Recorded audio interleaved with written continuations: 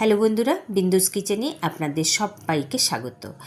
আশা করি আপনারা সকলেই ভালো আছেন। আজকে আমরা ছোটোবেলায় খেয়েছি এই রকম একটা চটপটা মুখরোচক রেসিপি আপনাদের কাছে নিয়ে হাজির হচ্ছি। আলু কাটা। আলু কাটা আমরা ছোটোবেলায় তো সকলেই খেয়েছি। তো আমি কিভাবে বানালাম সেটা একবার দেখে নিচ্ছি। আমি আলু কাটা বানাবার জন্য নিয়েছি আলু, সেটাকে সিদ্ধ করে ঠান্ডা করে ছুলে নিয়েছি। এবারে এর জন্য যা যা লাগবে সেগুলো একবার দেখিয়ে নিচ্ছি। নিয়ে নিয়েছি কুচি করা পেঁয়াজ, সাদা নমক, কালা নমক আর ভাজা মশলা, যেটা কিনা জিরে, ধনে, শুকনো লঙ্কা, এটাকে শুকনো খোলায় ভেজে গুঁড়ে নিয়েছি।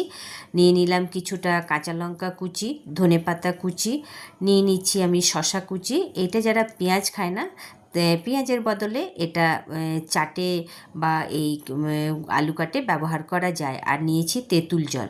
এই তেঁতুলটাকে গরম জলে ভিজিয়ে রেখে এটাকে ভালো করে চটকে ছেঁকে নিয়েছি। এবার আমি আলুগুলোকে কাটছি। তো দোকানের মতো অত স্পিডে কাটতে পারছি না, কিন্তু চেষ্টা করেছি। আলুগুলো কেটে নিলাম। এরপর এর মধ্যে এখন আমি দিয়ে দিচ্ছি সাদা নমক, কালা নমক, দিয়ে দেবো লঙ্কা কুচি। ঝালটা বাড়িতে যখন বানানো হচ্ছে একটু নিজেদের মতো রাখলেই হবে। দিয়ে দিলাম পেঁয়াজ কুচি, শশা কুচি, সাথেই দিয়ে দিচ্ছি তেঁতুল জল।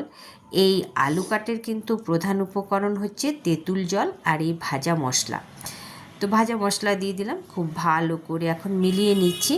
ব্যাস এইরকমভাবেই এরপর পাতায় দিয়ে দেয় দোকানদাররা, আর দিয়ে দেয় একটা কাঠি। কিন্তু বাড়িতে বানাচ্ছি তাই আমি প্লেটেই সার্ভ করছি। তো প্লেটে আমি নামিয়ে নিচ্ছি।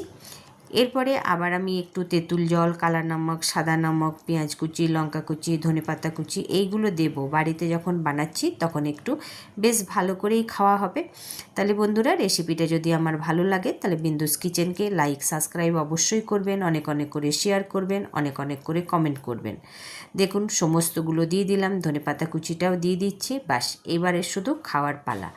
রেসিপিটা ভালো লাগলে অবশ্যই কমেন্ট করে জানাতে ভুলবেন না আপনাদের কেমন লাগলো।